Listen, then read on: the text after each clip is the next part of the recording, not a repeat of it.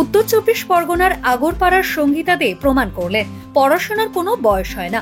1996 সালে মাধ্যমিকে অকৃতকার্য হয়ে বন্ধ হয়েছিল পড়াশোনা।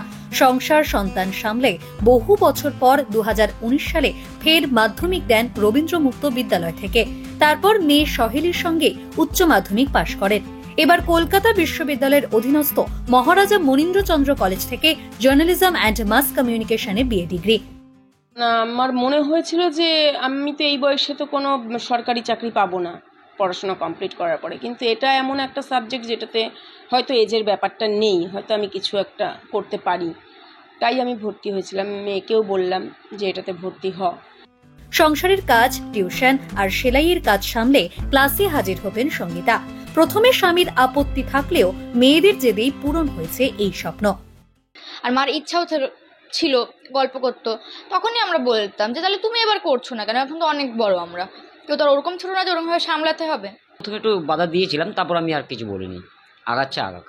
মেয়েদের সাপোর্ট ছিল? মেয়েরা তো দুজনে একদম কম দম, সবসময়ের জন্য দু মেয়ের পুরোই সাপোর্ট। বড় মেয়েরও অবদান রয়েছে এই যাত্রায়।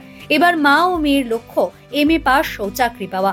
45 বছরের এই সফল ছাত্রী চান সাংবাদিকতাতে নিজের কেরিয়ার গড়তে।